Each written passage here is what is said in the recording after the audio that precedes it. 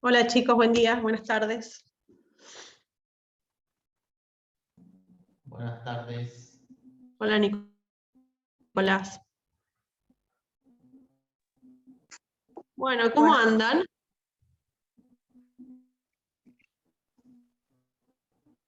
Hola Abigail.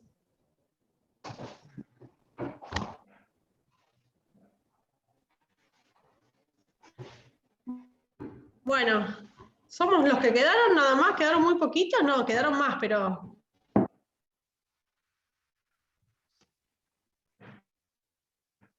Pero quedaron pocos. Ayer éramos 7, 8 personas. Sí, está medio corto el tema. Han quedado pocos, chicos. Bueno, no importa. Tengo mucha luz atrás, me parece. Esperen que voy a retar al perro que está raspando la puerta, me molesta.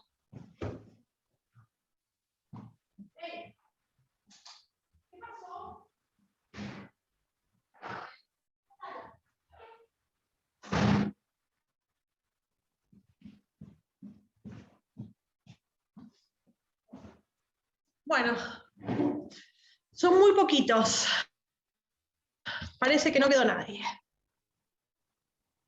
Bueno, chicos, Nicolás está tomando mate. Está chocho ahí.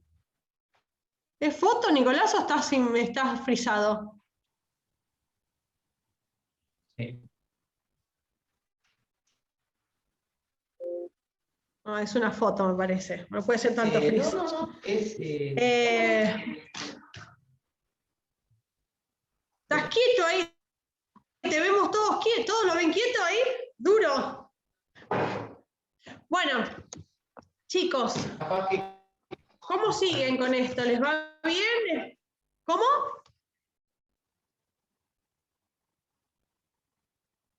Ahora sí se mueve. Bueno, chicos, les voy a tomar lista, porque vieron que ahora vamos a empezar a tomar lista. Así que voy a anotar los nombres de ustedes.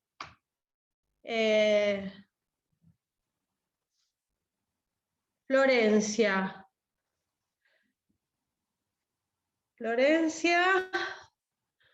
Urreta Vizcaya. Difícil. Sí, medio complicado el apellido. No, no importa.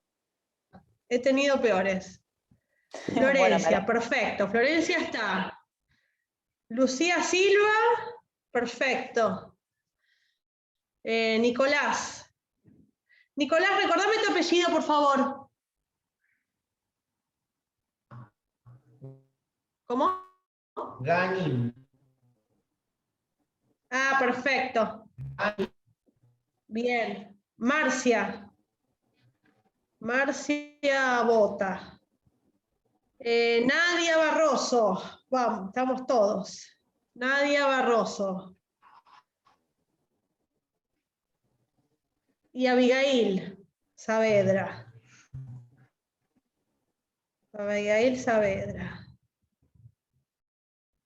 Bien. Y me falta Marcelo Filippi, que no lo veo.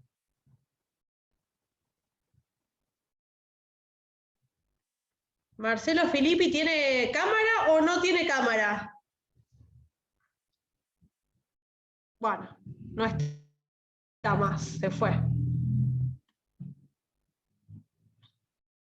Bueno, chicos. Poquititos. Bueno, mejor, seremos los que estamos. Salvo de Florencia, Urreta Vizcaya, de los demás, y de Marcelo Filippi, los demás me acuerdo los exámenes de todos, de los 5. ¿Les pareció muy complejo? No. No porque están acá. Pero bueno.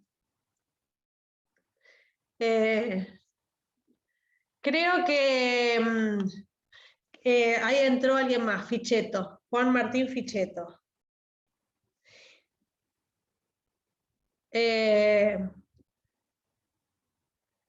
Tienen suerte porque Lucas es como tiene mucha paciencia. A algunos les ha dado vuelta y vuelta hasta que llegaban a probar. Así que fue como muy benevolente.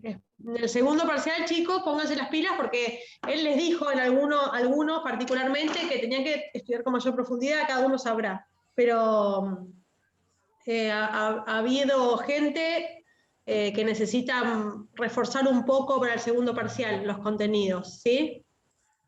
Cada uno ya sabe porque se le dijo en el momento, pero bueno, sobre todo eso, como que notamos que estaban como muy sobrevolando los temas. Juan, ¿querés decirme algo? No, disculpe, me quedó abierto el micrófono, doctora, no me di cuenta. No, no te preocupes, no te preocupes. Bueno, eso en términos generales lo que se notó es como los temas muy por encima, muy por arriba, ¿sí? Con poca profundidad, ¿sí? Y a la hora de preguntar, eso por ahí resulta cuando uno va a hacer un examen escrito, que por ahí piensa, tiene tiempo para pensarlo y evaluar lo que va a poner, pero a la hora de preguntar se nota cuando están los temas medios sobrevolados, ¿sí? Pero para la próxima tengan en consideración eso, de hacer como más profundidad en los temas, entenderlos como razonándolos capaz, ¿sí? Y no tan por encima. Bueno, chicos, vamos a ver hoy patrimonio, ¿sí? Es la bolilla 18, me parece, una parte que les quedaba, creo que es el final, el tema de patrimonio como garantía común de los acreedores. ¿A Barbas, Laura, lo anoté? No, me parece que no. Laura, ¿estás ahí? Buenas tardes, profe, ¿cómo está? ¿Cómo estás, Laura? Bien, ¿usted? Laura, ¿puedo verte un segundo? Sí. ¿Tenés cámara? Y a Juan Martín lo mismo le voy a pedir, por favor. Ay, ahí te veo, Laura. Buenas tardes, ¿cómo está? Bien. Muy bien. Y Juan Martín, excelente. Bueno, ya tengo todo. Me parece que ya estaríamos en condiciones. Si suma alguno, después lo anoto más tarde. Bueno, ahora sí salgan, chicos, de la cámara si quieren. Así no se cuelga tanto la conexión, no pasa nada. El que quiere quedarse, se queda. Bueno, chicos, habíamos visto, ya empezaron a ver patrimonio, ¿no? Porque es la bolilla entera de 18, pero bueno, eventualmente me toca a mí la última parte, que es el tema de patrimonio como garantía común de los acreedores. Es un tema que es relativamente sencillo, no tiene tiene unas clasificaciones que vamos a ver un poquito más al final de la clase, pero es un tema que es entendible. Lo bueno de esta parte, chicos, es que llegamos a la instancia de las cuestiones más prácticas, no tan teóricas, ¿sí? Esta segunda parte es bastante más práctica que la primera, entonces es más fácil de entender a mi criterio, ¿sí? Porque es cuestión de razonarlo y se llega a entender fácilmente. Habrá cosas que tienen que estudiar, pero eventualmente pareciera más sencillo porque es menos teórico. Bueno, ya habíamos visto, chicos, que el patrimonio es uno de los atributos de la personalidad, esto ya se lo saben de memoria, junto con los otros 4, y el patrimonio tiene como función ejercer de garantía común de los acreedores. Esto quiere decir que cuando... Voy a salir un poco porque se me corta, los veo cortados. Capaz que así me escuchan mejor. Bueno, la garantía que cumple, la función que cumple el patrimonio, digamos, es que es ser garantía común de los acreedores. ¿Qué quiere decir esto? Que cualquier acreedor que esta persona tenga va a poder cobrar su acreencia del patrimonio del deudor y no de una cosa, de un bien en particular, sino que recae sobre la totalidad del patrimonio. No recae sobre un bien en particular, sino que responde, el deudor responde con la totalidad de sus bienes, con la totalidad de su patrimonio. ¿Qué pasa?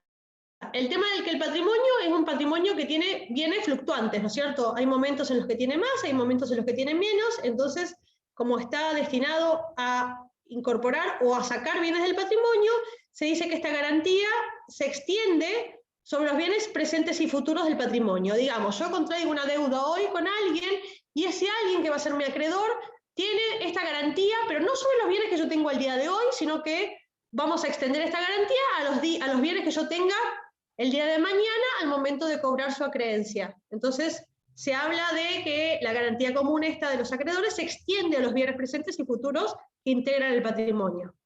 No se estanca, digamos, no es una foto del patrimonio mío de hoy, sino que efectivamente los bienes que el día de mañana yo incorpore también van a estar sometidos a hacer esta garantía común de los acreedores. Bueno, el nuevo código finalmente recepciona el principio del patrimonio como garantía común de los acreedores en el artículo 242, que ya vamos a proceder a leer para que tengamos conciencia de lo que estamos hablando. Dice, a ver, espera que me pongo los anteojos, si no, estoy muy mayor ya. Todos los bienes del deudor están afectados al cumplimiento de sus obligaciones y constituyen la garantía común de sus acreedores, con excepción de aquellos que este código o leyes especiales declaran inembargables o inejecutables. Los patrimonios especiales autorizados por la ley solo tienen por garantía los bienes que lo integran.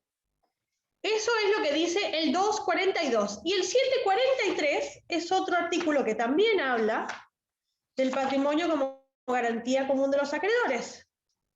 Y dice lo siguiente. Los bienes presentes y futuros del deudor constituyen la garantía común de sus acreedores. El acreedor puede exigir la venta judicial de los bienes del deudor, pero solo en la medida necesaria para satisfacer su crédito.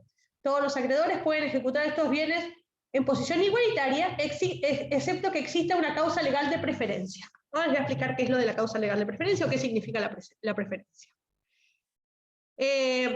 Entonces, quedamos en que este patrimonio, con todos sus bienes presentes y futuros, va a funcionar como una garantía común de los acreedores. Quiere decir esto que cualquier acreedor puede cobrarse el día de mañana, cuando haya una deuda vencida, de todos los bienes, o de cualquiera, más vale de los bienes de su deudor, hasta cubrir la deuda, digamos, que él tenga, ¿sí? No puede ir más allá, pero sí hasta cubrir la deuda que tiene. Pero esta garantía común, este patrimonio como garantía común, claramente no es absoluto y tiene dos limitaciones principales. Primero, que no todos los acreedores son iguales y algunos pueden cobrar antes que otros porque van a tener cierto privilegio y ahora vamos a ver cuáles son. Esto está en el 340 en el 743 y hay bienes excluidos de la garantía común, como ya lo escuchamos recién, en el 744.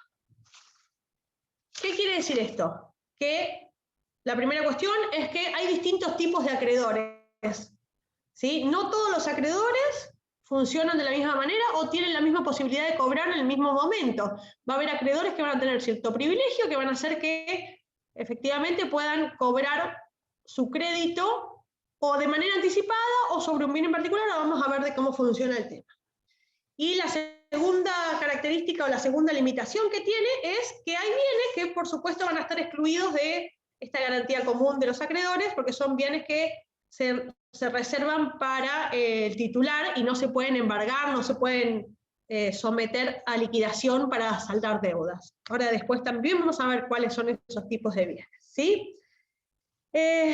Bueno, primera cuestión, necesito contarles después de esto medio general, es que hay distintos tipos de crédito, hay distintas clases de crédito, distintos tipos de acreedores, como quieran llamarlos.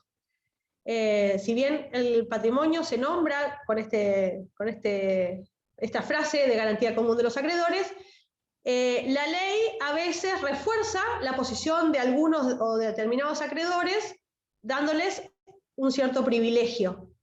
Esto va a operar, por supuesto, siempre y cuando no alcancen los bienes para satisfacer todos los créditos, ¿sí? Si el deudor tiene 100 pesos de deuda y tiene 1000 pesos de bienes, digamos, no va a hacer falta acudir a los privilegios porque todos pueden cobrar efectivamente, ¿sí? Pero eventualmente si el capital o los bienes que tiene el deudor no alcanzan para satisfacer todas las deudas que tiene, entonces en esa circunstancia van a empezar a operar lo que se llaman privilegios o acreedores privilegiados.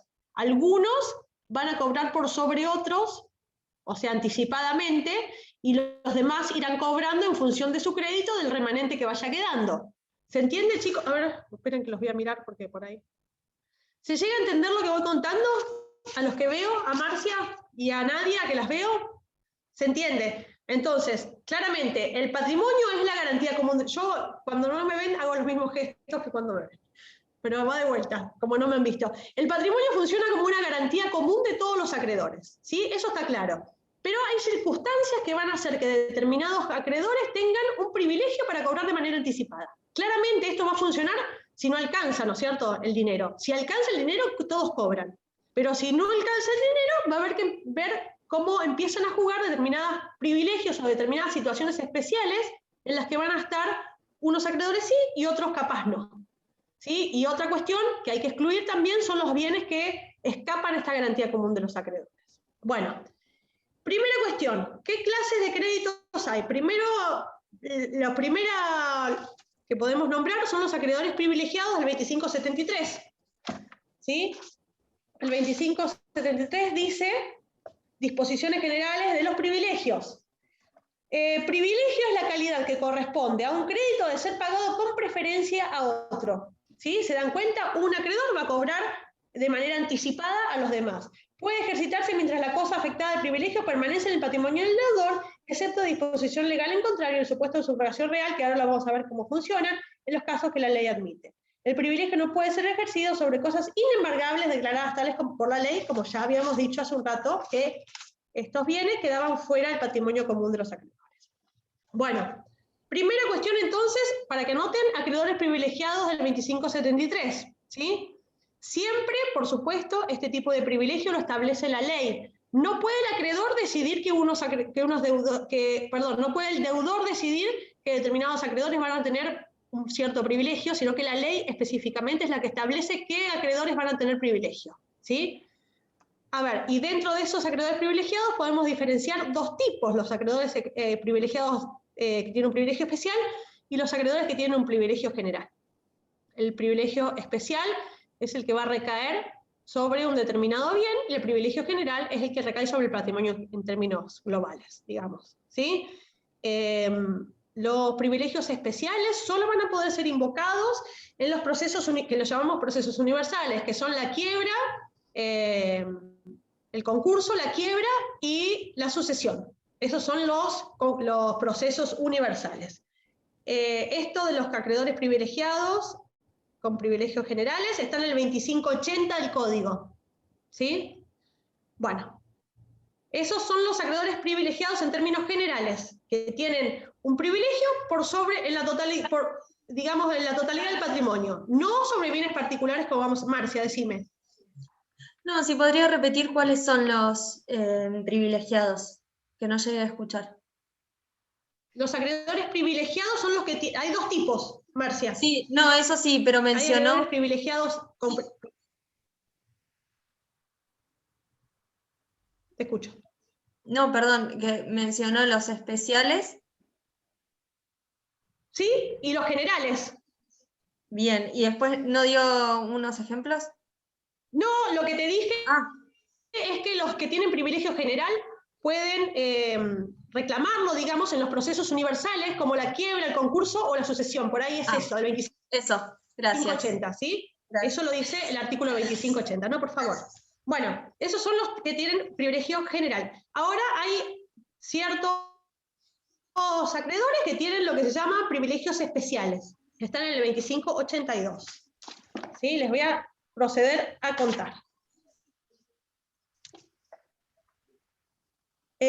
Dice, tienen privilegio especial sobre los bienes que en cada caso se indica. Los gastos hechos para la construcción, mejora o conservación de una cosa sobre esta.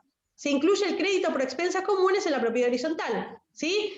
A ver, los gastos que se hacen en una propiedad determinada van a cobrar con privilegio sobre el producido de esa propiedad particular. ¿Sí? ¿Se entiende?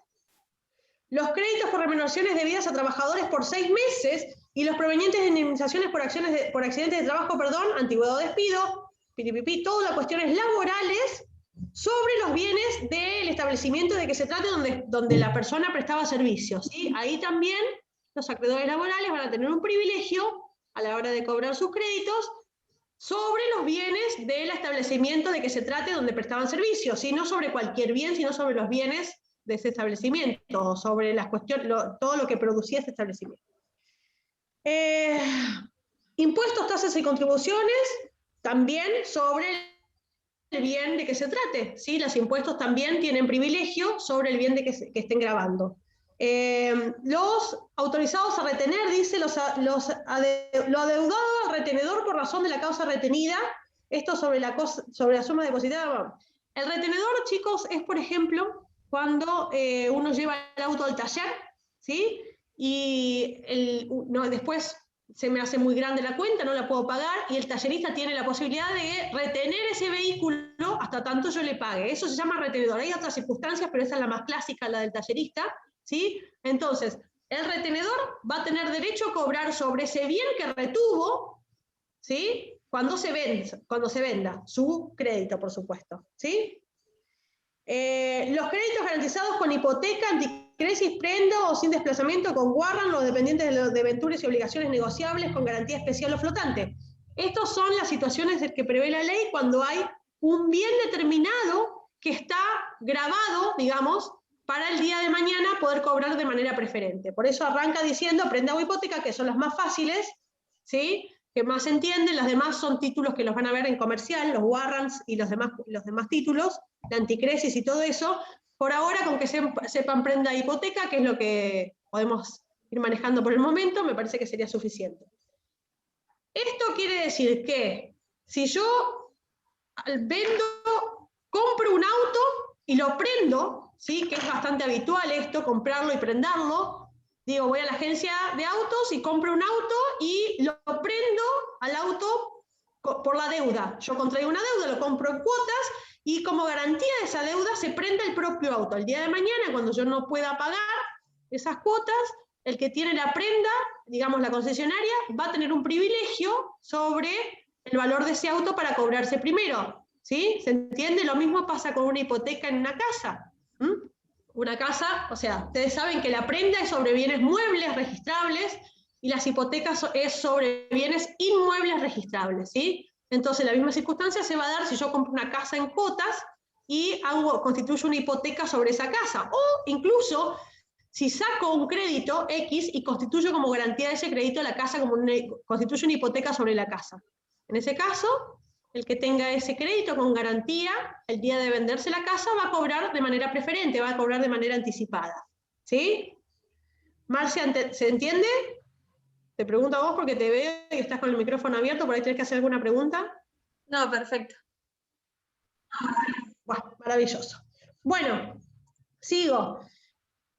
Los privilegios establecidos en la Ley de Navegación, Código Aeronáutico y las leyes de entidades financieras, la Ley de Seguro y el Código de Minería. Quiere decir que hay distintas leyes en el plexo normativo que nosotros tenemos que va a establecer distintos tipos de privilegios, de créditos privilegiados para los acreedores, ¿sí? Entonces hay distintas leyes que son leyes especiales que no vale la pena que ustedes profundicen en esto sí no vale la pena, que también van a establecer determinados privilegios de cobro. ¿Sí? Hasta ahí llegamos con el tema de los privilegios especiales del 2582. Espérenme que voy en orden, así no me pierdo. Gastos, ya lo dije. Bien. Créditos, todo bien. Bueno, esos son los privilegios, los que tienen privilegios especiales. ¿Sí? Hay una circunstancia que prevé que son en estos créditos de privilegios especiales, que son los que tienen créditos o acreedores con garantía real. La garantía real es justamente la que se establece sobre los bienes muebles o inmuebles registrables, ¿sí? Tienen establecido derecho real de prenda o hipoteca. Estos también tienen derecho a cobrar por sobre, en principio, casi todos los demás privilegiados. Pero ¿qué pasa? Hay circunstancias en las cuales se presentan un conflicto, digamos, para ver quién tiene privilegio sobre qué cosa. Entonces, esa disputa de privilegios está organizada en el 2586, que es el que nos va a decir de qué manera los privilegios se van a ir graduando y quién va a cobrar primero. Anoté cualquier cosa. 2586. Ah, sí, está bien. No anoté cualquier cosa. Está bien lo que anoté. Dice, ¿entienden entonces? Estos son los créditos privilegiados, los que estuvimos nombrando. Va a haber circunstancias en las cuales distintas personas tengan distintos privilegios sobre posiblemente la misma cosa. Entonces, se produce lo que se llama conflicto de privilegios. Este artículo 2586 es el que va a establecer de qué manera quiénes van a tener prioridad sobre qué cosa por sobre los demás privilegiados. Dice, conflicto entre los acreedores con privilegio especial. Los privilegios especiales tienen la prelación que resulta de los incisos del 2582, excepto los siguientes supuestos. En principio, la prelación originaria es la del 2582 que estuvimos leyendo recién. ¿Sí? Arranca por los gastos para construcción, créditos de los trabajadores laborales, impuestos, créditos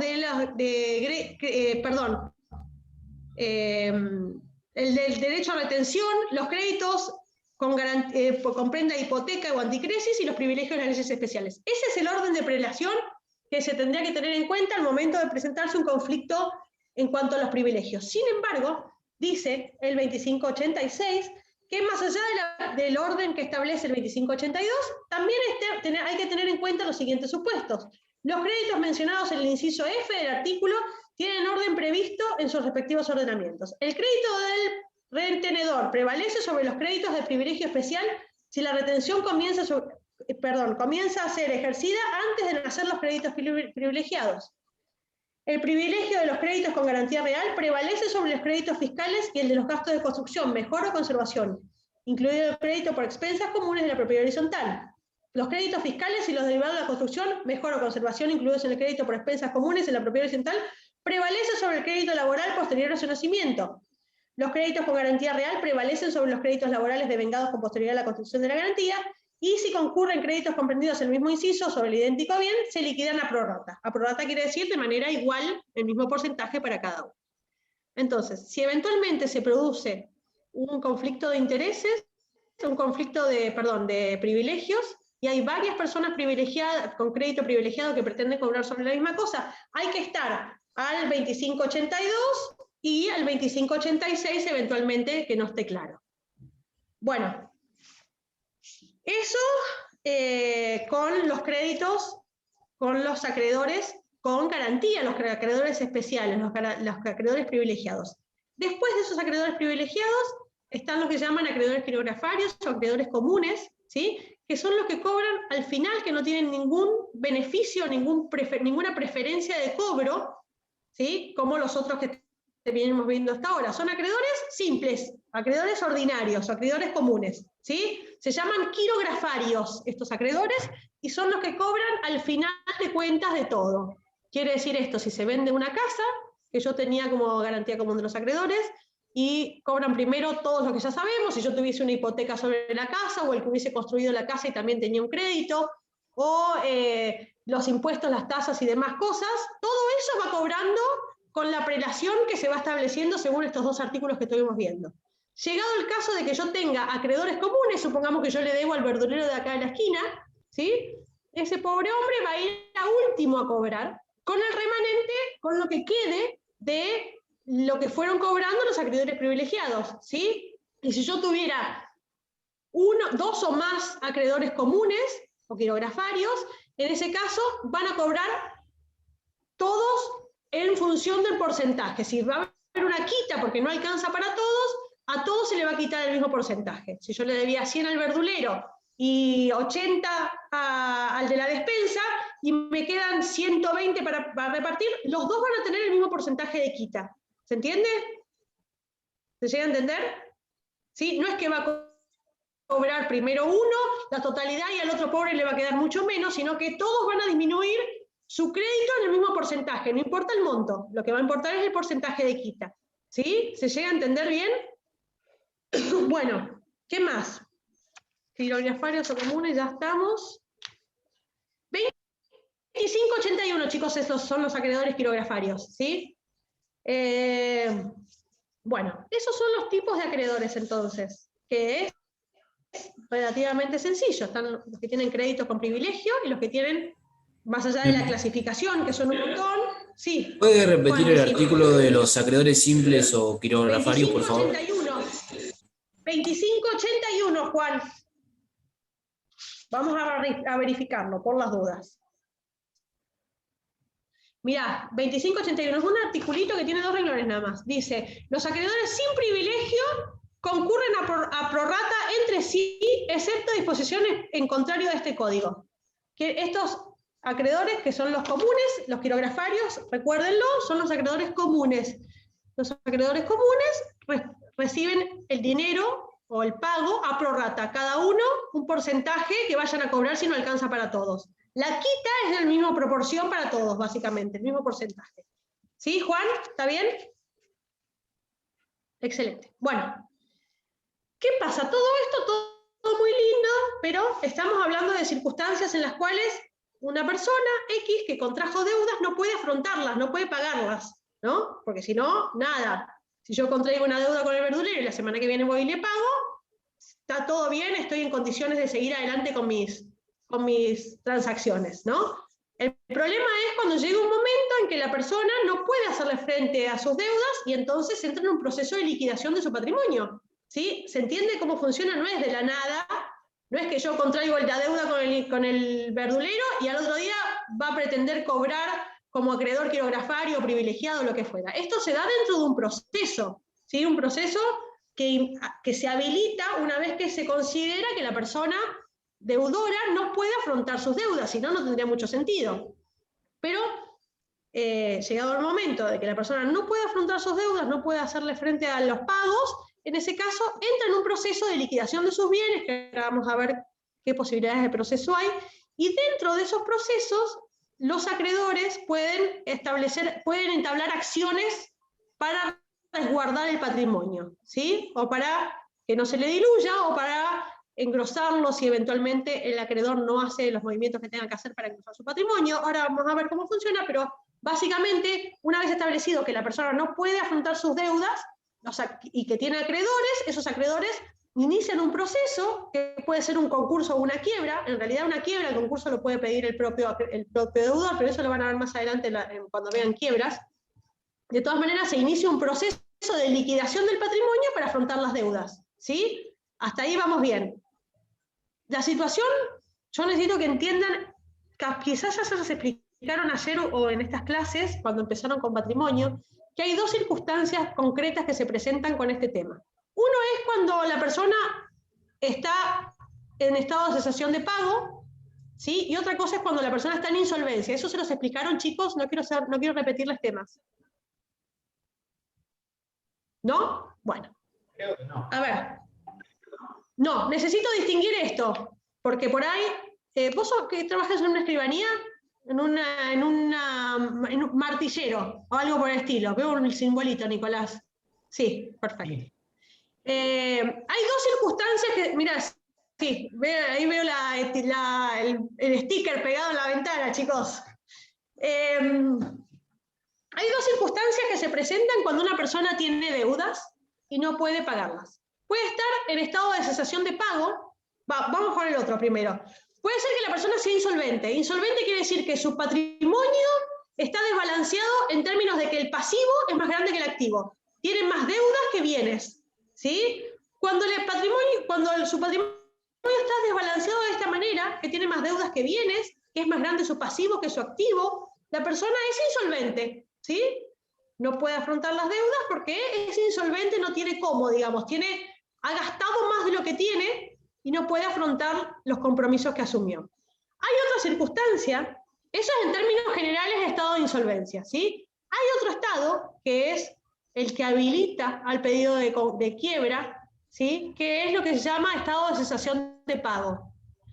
El estado de cesación de pago, a diferencia de la insolvencia, no dice que haya un desequilibrio en el patrimonio. Puede tener muchos bienes, ¿sí? Sin embargo, puede no ser líquido ese patrimonio como para afrontar las deudas, ¿sí? Si yo tengo, por ejemplo, yo soy dueña del shopping Los Gallegos, del inmueble, ¿sí? Tengo patrimonio suficiente y a lo mejor tengo 200 pesos de deuda de la luz que me vino la luz, se vence, ¿sí? Es un impuesto sobre mi casa, no lo puedo pagar y tengo todo el shopping Los Gallegos a nombre mío. ¿Es un estado de insolvencia? En ese caso tengo 100 pesos de deuda y tengo un inmueble gigante a nombre mío. ¿Soy insolvente? No.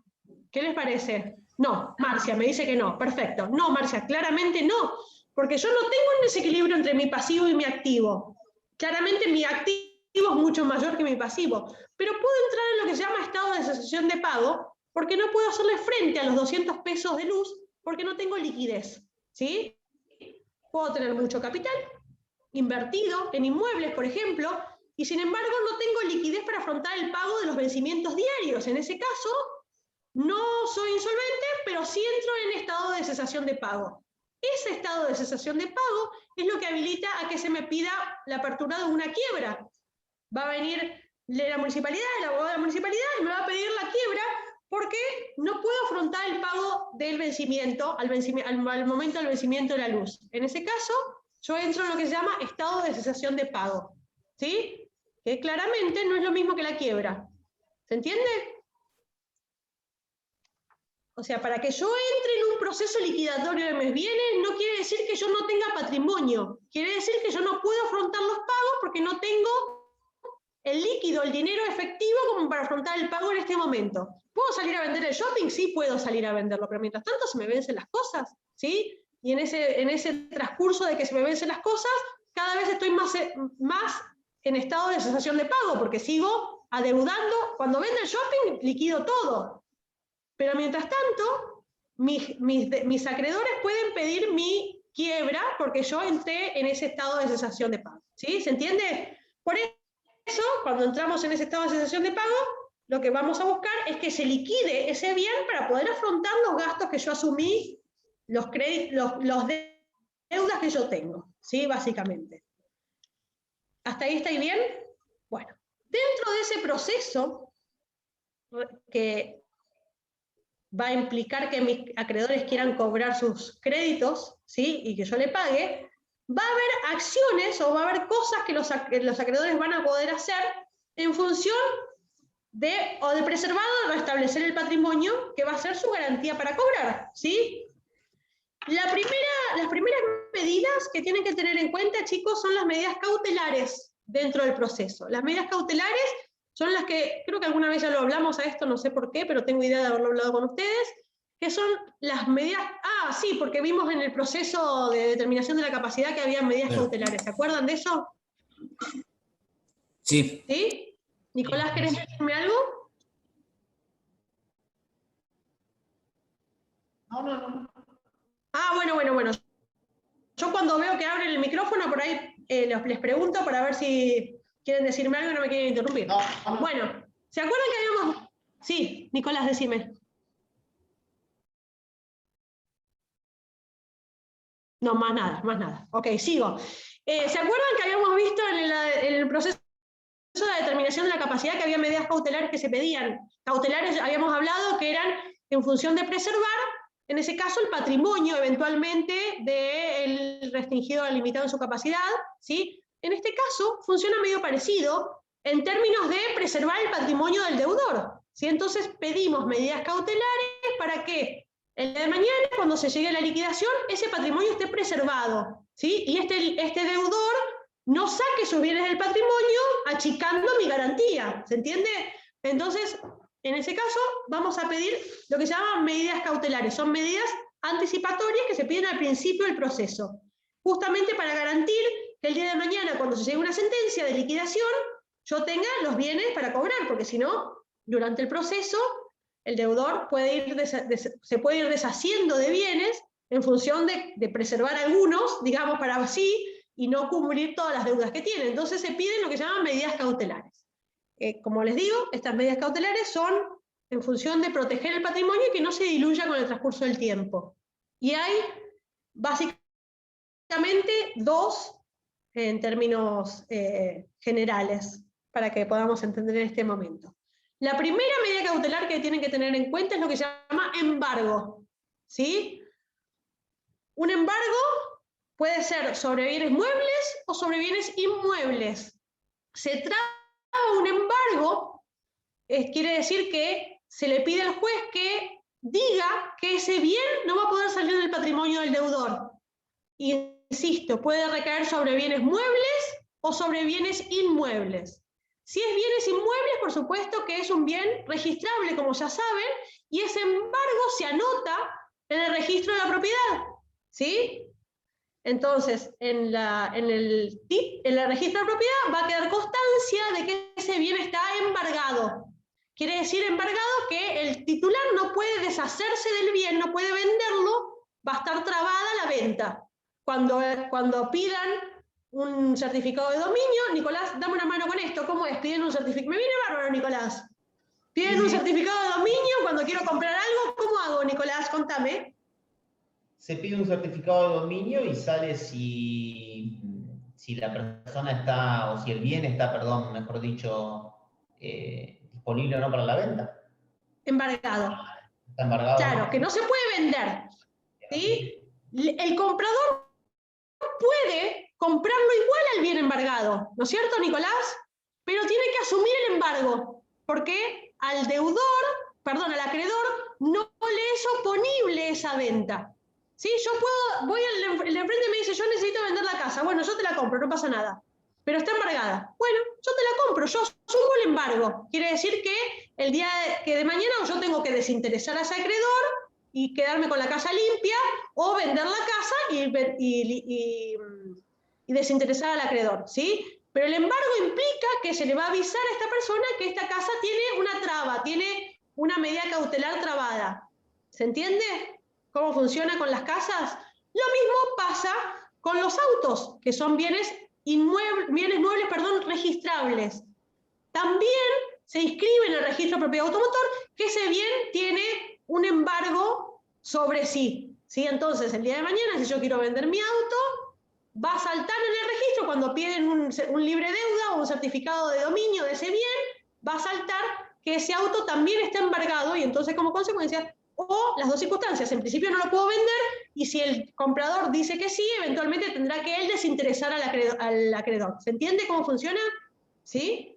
Por lo general, Esos son con los bienes muebles. Tienen título ejecutivo. Puede haber que tengan título ejecutivo de base. ¿Qué quiere decir título ejecutivo, Nicolás? Un juicio, por ejemplo, de ARBA, o que el titular no haya pagado patentes, entonces ARBA le inicia el proceso judicial. Pero Claro, el título titular ejecutivo no puede vender al bien, pero lo puede vender a sabiendas de eso. por eso, ¿sí? Si el comprador sabe que ese bien está grabado, lo puede comprar igual. Título ejecutivo, chicos, para por ahí el resto que no lo tiene presente. A ver, los procesos para iniciar, supongamos que yo tengo un pagaré de Marcia, yo le presté plata a Marcia me firmó un pagaré, ¿sí? Ese pagaré no es título ejecutivo. No, ¿por qué? Porque yo lo que voy a tener que hacer para querer cobrárselo a Marcia, primero lo tengo que presentar en el juzgado, y el juez la va a llamar a Marcia para que reconozca algunas cuestiones previas. Por ejemplo, que esa firma es de ella, ¿sí? O que el contenido del pagaré es lo que corresponde. Va a tener que reconocer no solamente la firma, sino el contenido. Se llama preparar la vía, ¿sí? Hay determinados reclamos de dinero que, por no ser título ejecutivo, hay que hacer un paso previo que se llama preparar la vía, ¿sí? Entonces, el juez va a empezar citando a Marcia y haciendo todo un trámite anterior.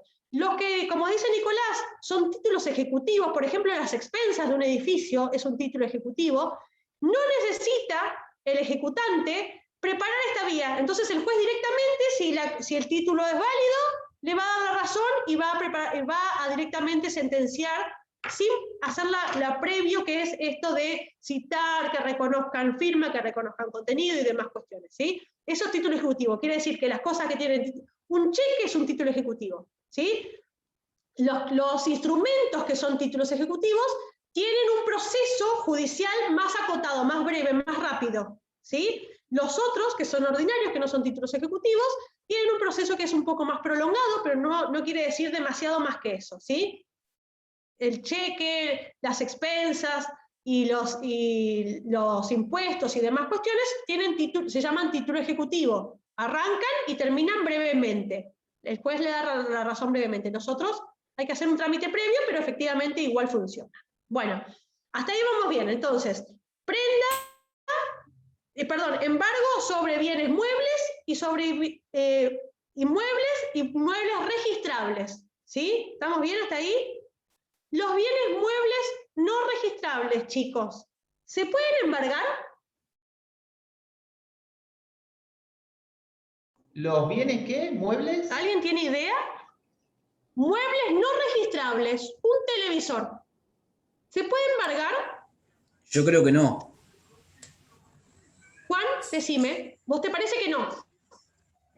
No, porque los inmuebles o muebles registrables están registrados en algún lado que es propiedad mía. En cambio, yo no puedo decir, ningún juez puede determinar que es mío, yo a alguien lo puedo vender a ese bien mueble que no es registrable lo puedo vender a otra persona y la otra persona no sabe que está a título mío o no. ¿Se entiende más o menos la idea? Sin embargo, Juan, sí, perfecto, perfecto. Sin embargo, Juan, vos fíjate cómo funciona el proceso. Si vos, Juan, me debés plata, ¿no es cierto? Entonces, de repente yo pido un informe de dominio, perdón, a nombre tuyo, y me dice que no tenés ni bienes muebles registrables ni bienes inmuebles, no tenés nada registrado, ¿sí? ¿Hasta ahí vamos bien? Juan no tiene bienes muebles registrables, no tiene inmuebles, pero sin embargo vive en una casa, ¿sí? Y tiene cosas en la casa. Yo me imagino que tiene un televisor, y tiene una heladera, y tiene una mesa, ¿sí? Y a lo mejor tiene, qué sé yo, un DVD, iba a decir, chicos más viejos, no sé qué se usa ahora. Tiene una computadora, qué sé yo, lo que tenga, lo que fuera que tiene, ¿no? Yo me imagino que Juan tiene cosas. Entonces, ¿qué le voy a pedir al juez? Le voy a decir, yo necesito embargarle lo que fuera que tenga Juan. Entonces, el juez, ¿qué me va a decir? Bueno, constituite en la casa con un oficial de justicia, ¿sí? Con una persona que va a ser el representante del juez en ese acto concreto, que se llama oficial de justicia, y le tocamos la puerta a Juan, entramos a la casa, porque tenemos el oficial de justicia que va en nombre del juez, entramos a la casa y vemos que tiene un televisor y que tiene un equipo de música, de esos lindos que venden ahora, ¿viste? Esas torres así cancheras con mucha luz, y qué sé yo, y tiene varias cosas, yo encuentro varias cosas. Entonces, el oficial de justicia lo que va a hacer es va a tomar nota de esos bienes que están en propiedad de Juan, y como la ley de los bienes muebles dice que la posesión vale título, yo voy a entender que son de Juan, porque están en su casa, son de él, ¿sí? Entonces, el oficial de justicia va a decir, bueno, tiene un televisor Philips, 49 pulgadas, y no sé qué, número piripipi, va a tomar nota, los datos del televisor, los datos del equipo de música, ¿sí? Y tengo dos opciones, o los dejo en custodia de Juan, pero embargados, o los retengo, me los llevo y los pongo en custodia de un tercero, ¿sí? En un depósito, o me constituyo yo como depositaria, ¿sí? Entonces, muy bien el razonamiento de Juan, pareciera que no se podía, porque efectivamente, ¿de dónde voy a sacar los datos para saber qué es lo que tiene Juan en la casa? Sin embargo, el juez puede dar la orden para que se ingrese un domicilio y se determine qué bienes tiene, y de ese modo embargar los bienes muebles no registrables y establecer como depositario o al propio demandado, al propio deudor, o establecer otro depositario que podría ser yo o un tercero eventualmente. ¿Sí? Esas circunstancias, chicos, van a ser de las más complejas que van a tener que transitar en su tarea profesional, porque no es nada agradable presentarse en la casa de una persona con el oficial de justicia a ver qué bienes tiene para embargar, ¿sí? Se producen momentos extremadamente complejos y difíciles, al punto de los golpes. Eventualmente el oficial de justicia está preparado y eventualmente se puede ir con la fuerza pública para evitar circunstancias desagradables. Pero bueno, es la actividad del abogado también en función de garantizar que el día de mañana, cuando su cliente pueda cobrar, tenga bienes de dónde cobrar y no tenga nada, porque si no, la sentencia la ponemos en un cuadro y no sirve para más nada, ¿o no? ¿Sí? En cambio, si yo opero bien como abogado, voy a tratar de embargar la mayor cantidad de bienes con el fin de cubrir la deuda que mi cliente tiene, o el crédito que mi cliente tiene, mejor dicho, y garantizarme que el día de mañana lo puedo cobrar. Entonces, el embargo procede, recuerden, sobre los bienes muebles, inmuebles y los muebles no registrables, como los bienes que uno tiene en la casa. Hay determinados bienes, chicos, que están fuera de la posibilidad de embargo, ¿sí? Como por ejemplo la cama, la ropa personal, la heladera y demás cuestiones que hacen a la vida diaria, a las necesidades diarias de la persona, y en ese caso esos bienes no son embargables. Sin embargo, el televisor, la mesa, qué sé yo, si tiene un equipo de música o si tiene no sé, lo que fuera que sea, una computadora, esos sí son bienes embargables, y como consecuencia yo le puedo pedir al juez que me autorice a ir a la casa, o que me acompañe el oficial de justicia y la fuerza pública eventualmente, para determinar qué bienes tiene para el día de mañana yo poder cobrarme. Decime, Doctora, Juan. ¿y qué pasa con las herramientas del trabajo que quizás te pueden generar un... No son bienes embargables. Ah, buenísimo. Porque yo creo que te puede No, generar un activo para poder pagar las deudas, yo creo, no sé. Por eso estaba pensando en eso. Los bienes, las herramientas de trabajo no son embargables, igual que la cama, igual que la ropa. Sí, Marcia. Y en caso de que hubiera un sueldo, ¿no se puede accionar primero con el sueldo de la persona antes de llegar a los bienes no registrables? Se puede hacer una retención de un porcentaje del sueldo, sí, eventualmente sí, un embargo sobre el sueldo, ¿sí? Sí, por supuesto. Eso pasa mucho, Marcia, con los créditos alimentarios, con los créditos de los niños que reclaman alimentos, las madres en realidad, o padres que reclaman alimentos del otro progenitor, eventualmente se llega al embargo del porcentaje del sueldo. El tema es que tenés que tener una... Exacto. Tenés que tener del otro lado un progenitor o un papá o una mamá que tenga un sueldo en blanco, si no, estamos al horno ahí, ¿sí? Pero si hubiera un papá o una mamá que tiene un sueldo en blanco, por supuesto que se procede al embargo del porcentaje del sueldo. Sí, sí. Gracias. Excelente. Bueno, entonces, queda claro cómo funciona el embargo. Está en el 745, primer párrafo, el tema del embargo. Eso si yo conozco bienes, ¿sí? O voy a la casa y puedo detectar bienes.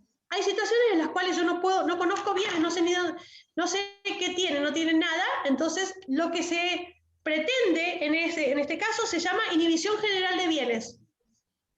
Es una medida un poco más amplia, que por supuesto no es tan efectiva, pero que de alguna manera va a quedar establecido en los registros que esa persona está inhibida y no puede deshacerse de sus bienes, si es que los tiene y eventualmente no están registrados o como fuera que sea, ¿sí? Entonces, Profe. cuando no se conocen bienes del deudor, sí, Marcia. ¿Esto es una medida cautelar? Y es una medida cautelar también, el embargo o la inhibición general de bienes. Una es puntual sobre bienes determinados y la otra es una cuestión genérica.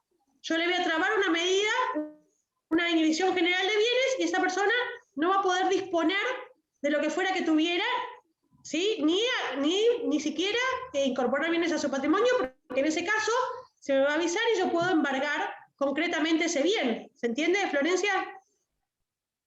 Sí, profe, gracias. Bueno, entonces, las dos medidas cautelares que tenemos es el embargo y la inhibición general de bienes. Una es puntual, la otra es una medida genérica. ¿Sí? Además de estas medidas cautelares que el acreedor puede pedir, también tiene lo que se llama acciones individuales el acreedor. ¿Sí? La primera acción individual que vamos a ver en este momento es lo que se llama acción directa. Está en el 736. Se las voy a leer para que hacer una primera revisión y después se las voy a explicar. No es complejo, es bastante fácil. 736. Esperen que llego. Sí. Bueno, dice, espérenme, me voy a poner los anteojos. No. Dice, acción directa. Acción directa es la que compete al acreedor para percibir lo que un tercero debe a su deudor hasta el importe del propio crédito. El acreedor la ejerce por derecho propio y en su exclusivo beneficio. Tiene carácter excepcional y es de interpretación restrictiva y solo procede en los casos expresamente previstos por la ley. ¿Qué quiere decir la acción directa? La acción directa quiere decir, yo tengo un crédito con Nadia. Nadia, yo le alquilé una casa a Nadia, ¿sí? Y ella me está debiendo los alquileres. La circunstancia que se da concretamente es que Nadia subarrendó ese domicilio y se lo tiene alquilado a otra persona, ¿sí? Pero mi deudora es Nadia, no su inquilino. ¿Sí? ¿Voy bien? Entonces, yo le alquilo a Nadia le alquila a un tercero, ¿sí? Y Nadia me está debiendo los alquileres. Entonces, ¿yo qué voy a hacer? Por acción directa, le voy a cobrar al inquilino de Nadia los alquileres que le debe, o que no le debe, pero que esté al día, pero le voy a cobrar yo los alquileres que debería de cobrar Nadia, los voy a cobrar directamente yo, ¿sí?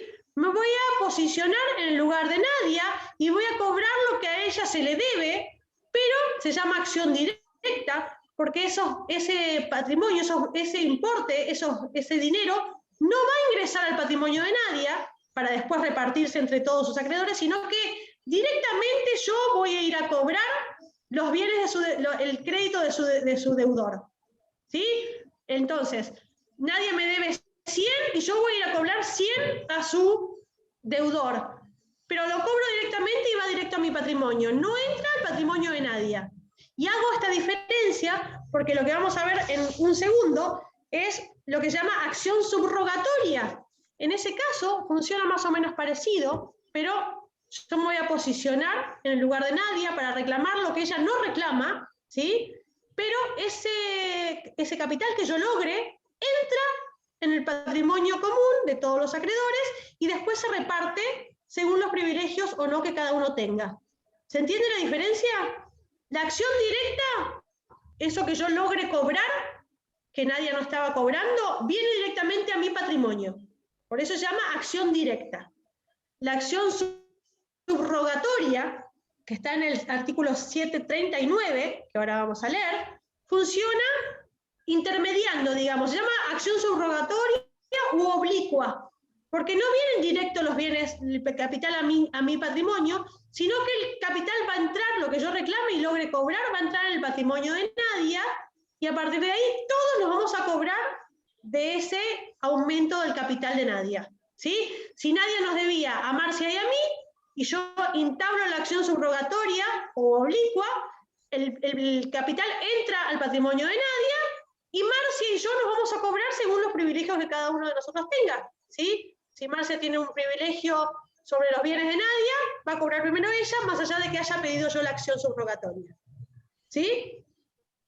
¿Se entiende cómo funciona? 739, chicos, perdón. Chicos, chicas. El acreedor de un crédito cierto, exigible, no puede ejercer judicialmente los derechos patrimoniales de su deudor si este es puede ejercer judicialmente los derechos patrimoniales de su deudor si este es remiso en hacerlo y esa omisión afecta el cobro de su acredencia. El acreedor no goza de preferencia alguna sobre los bienes obtenidos por este medio. Entonces, como términos generales, la acción directa beneficia al que inicia la acción. También en términos generales, la acción subrogatoria beneficia al grupo entero de acreedores. ¿Sí? Necesito aclararles esto, chicos. La acción directa tiene ciertos requisitos. Tiene que ser crédito exigible del deudor con el deudor, digamos. Yo no puedo ir a cobrarle a la subarrendado de Nadia si no tiene un crédito. Nadie. ¿Sí? Tiene que tener un crédito exigible. ¿Se entiende? Primera cuestión, tiene que haber un crédito exigible del deudor con el deudor. El crédito del deudor con el tercero tiene que también ser exigible, que los créditos sean homogéneos, quiero decir, que los dos tienen que ser en dinero. Si nadie tenía un crédito de alguien para que le haga un trabajo y yo pretendo ir a cobrarme con ese trabajo porque nadie me debía dinero, no puedo hacerlo. Tienen que ser homogéneos los créditos, digamos los dos en dinero, básicamente, para que yo pueda percibirlo como acreedor de Nadia, ¿sí?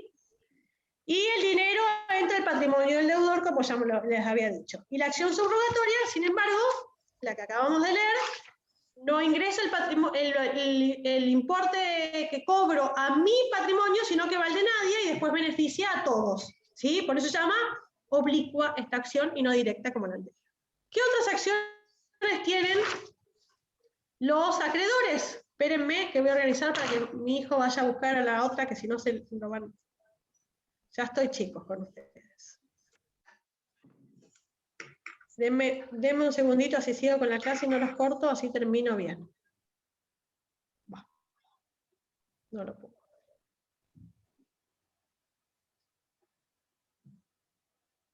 Bueno, como les estaba diciendo, aparte de estas dos acciones que habíamos visto, la directa y la subrogatoria, también el acreedor tiene lo que se llama acción de simulación del 333. Se llama acción de simulación, está en el 333, perdón. ¿Sí? La acción de simulación funciona... ¿Qué necesitas? La acción de simulación del 333 funciona de esta manera. La simulación, chicos, se da cuando yo hago como si sacara bienes de mi patrimonio, pero sin embargo, los bienes quedan en mi patrimonio finalmente. ¿Sí?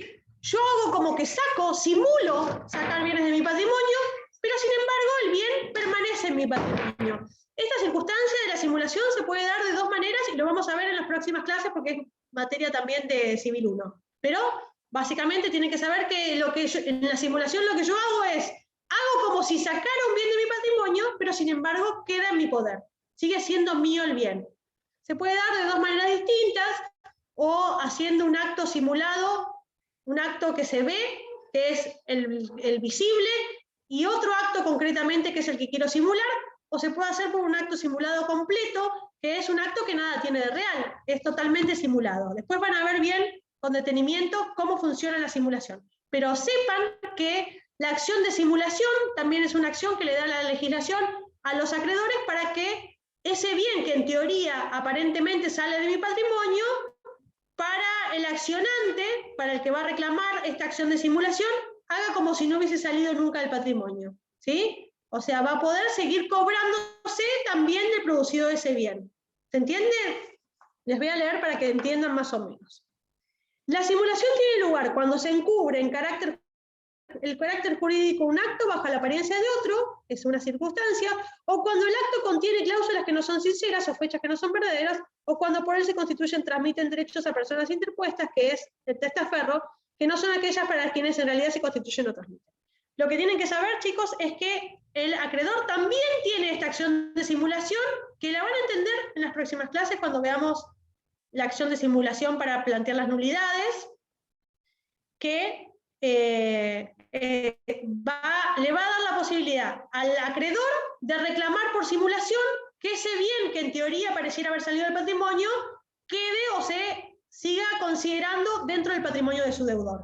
¿Sí? Entonces, acción directa, la subrogación, la simulación y el último que me interesa decirles es la acción de fraude, ¿sí? Que está en el 338. El fraude es cuando se sacan concretamente bienes del patrimonio en fraude a los acreedores. Sin poder hacerlo, yo saco bienes de mi patrimonio perjudicando a mis acreedores. El 338. La acción de fraude van a tener... la acción de fraude básicamente dice que vende efectivamente sus bienes provocando o agravando la insolvencia. ¿Sí? Fraude. Todo acreedor puede solicitar la declaración de inoponibilidad, que ya ustedes vieron lo que es la inoponibilidad o no. En algunos se lo han tomado esto. ¿Saben lo que es la inoponibilidad?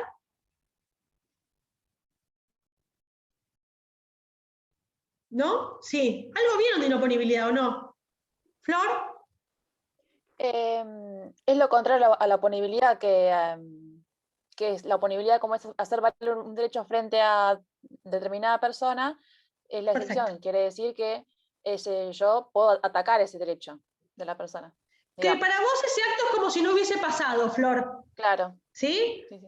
Exacto. La inoponibilidad es un desdoblamiento de los efectos del acto, chicos, para que en términos generales, lo van a ver cuando vean fraude con mayor profundidad, que también lo van a ver ahora, dentro de poquito, pero la inoponibilidad es un desdoblamiento de los efectos del acto, ¿sí? El mismo acto para unos es válido, digamos, es oponible, y para otros es inoponible o como si no hubiese existido, básicamente. Entonces se dice que la inoponibilidad es un desdoblamiento de los efectos del acto. Para unos es absolutamente válido y para otros funciona como si nunca hubiese existido ese acto. ¿Sí? En el fraude funciona de esa manera. El fraude, la acción de fraude lo que hace es decir, bueno, esta persona, que era mi deudor, con la salida de este bien, efectivamente lo vende al bien, ¿sí? Pero yo lo que voy a plantear es, como esta venta del bien agrava o provoca su insolvencia, entonces yo voy a plantear la inoponibilidad de ese acto jurídico. Entonces voy a pedir que para mí ese acto jurídico sea como que no existió, considerando que el bien sigue quedando en poder de mi deudor, más allá de que efectivamente no lo esté. ¿Sí? Después cuando vean fraude lo van a entender con mayor exactitud, pero básicamente funciona así. Esta acción de fraude, que es una acción que se le da al acreedor acreedor de una determinada persona que realiza un acto en su perjuicio, sacando un bien de su patrimonio, y le vamos a pedir al juez por la acción de fraude que considere que ese bien nunca salió del patrimonio de mi deudor. ¿Se entiende? ¿Es complejo capaz para entender en esta instancia o no? No, se entiende, nadie me dice que se entiende. ¿Alguien no entendió, chicos, esto?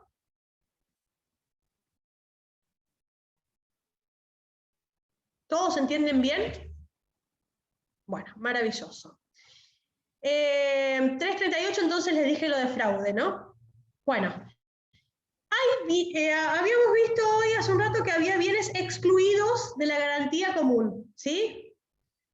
Los bienes excluidos de la garantía común de los acreedores, y incluidos estos que me había preguntado, se me fue, Juan, están en el 744. Los bienes excluidos de la garantía común de los acreedores. ¿Se acuerdan que al principio les había dicho 2 excepciones a la garantía común de los acreedores? Los distintos tipos de acreedores y los bienes excluidos de la garantía, que son los del 744. ¿Sí? No vale la pena que los leamos, pero bueno, hay una nómina. Las ropas, inmuebles de uso, los instrumentos necesarios para el ejercicio profesional, que es lo que había preguntado Juan, y demás, sepulcros, los bienes afectados a cualquier religión reconocida por el Estado. Bueno, básicamente, en el 744, entonces, están los bienes que, más allá de que el patrimonio es garantía común de los acreedores, esos bienes integrantes del patrimonio van a estar fuera de la garantía común. Esos bienes no se pueden tocar, ¿sí? No se pueden embargar, eventualmente, si yo pretendo embargar como para garantizar mi crédito posterior. Otra circunstancia que también es necesario que, por lo menos, referenciar, es el tema de la protección de la vivienda familiar, de la vivienda única, ¿sí? Hay un apartado, una parte del código que va del 244 al 256, que habla de la protección de la vivienda, ¿sí? Protección de la vivienda única. En realidad antes se llamaba bien de familia, ahora se cambió, se modificó ese nombre, porque el articulado establece que yo puedo determinar que mi casa, un bien mío, una casa mía, no varias, si tuviera varias, eventualmente tengo que elegir una, puede ser preservado de algunos ataques, ¿sí? Posteriores a su constitución, por supuesto. Si son créditos anteriores, no queda preservada. Pero si yo hoy establezco mi casa como bien de familia, vamos a decirle de alguna manera para que se entienda, ¿sí? Como vivienda protegida, a partir de este momento para adelante, yo todos los créditos, las deudas que asuma, no van a poder afectar mi casa, que está constituida como vivienda protegida, ¿sí? Antes se llamaba bien de familia, pero eso se erradicó porque efectivamente se estableció que una persona, aunque no tenga familia, puede establecer una protección sobre la vivienda. Antes se necesitaba que hubiera familia para que esto fuera así. Hoy en día, una persona que no tenga familia también puede resguardar, digamos, su vivienda en función de que el día de mañana los créditos que asuma, las deudas que asuma, no van a haber afectado ese inmueble. ¿Se entiende? ¿Cómo funciona? Yo decido que mi casa la voy a proteger de las futuras deudas que yo asuma. Entonces la voy a tener que constituir en el registro como vivienda protegida, y a partir de hoy las deudas que yo asuma no van a poder afectar mi casa. ¿Sí? Un bien solo, tengo que elegir uno, puedo hacerlo de manera individual, sin tener familia, y entonces esa vivienda va a quedar protegida, por supuesto, para los créditos posteriores. Si yo tenía deudas anteriores, en ese caso no queda cubierta la casa, no está protegida la casa, pueden ejecutar mi vivienda.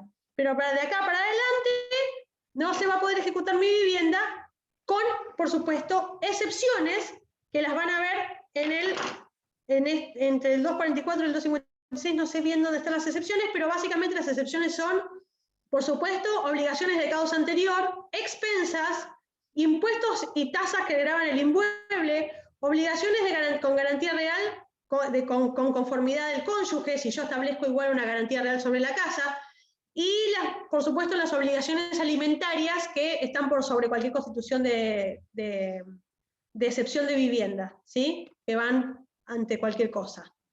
Entonces, yo puedo, dentro de los bienes excluidos de la garantía común de los acreedores, puedo dejar reservada un bien, un inmueble, ¿sí? Protegido de alguna manera para que el día de mañana mis acreedores no pretendan cobrarse sobre ese bien, ¿sí? Y eso está en el 244, el 256, antes estaba en una ley especial, ahora está establecido en el código. Bueno, chicos, por supuesto, y recuerden esto, que esa constitución de protección de la vivienda tiene excepciones también, ¿sí? No se crean, no cualquier cosa, sino que tiene excepciones, ya les voy a decir en dónde están las excepciones. Bueno, chicos, ¿les quedó alguna duda de esto? Profe, el artículo 246, no, 248, perdón, de la subrogación real, ¿eso es cuando se transmite la Sí. afectación de la vivienda? Claro, porque es en el capítulo de vivienda única, de protección de la vivienda. Bueno, ahí lo entendí.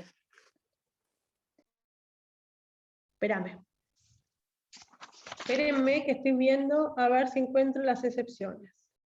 Sí, ahí está todo el régimen de cómo se afecta la vivienda, cómo se hace para afectar la vivienda. Chicos, no leo nada. Bueno, ya lo voy a encontrar y les voy a decir después. Acá, perdón. Efecto principal de la afectación es inoponible a los acreedores de causa anterior. Acá, el 249, entonces, es el que tiene las excepciones a la afectación de la vivienda. ¿Sí? Bueno. Chicos, ¿qué más? Del tema este nada más. ¿Alguno le quedó alguna duda?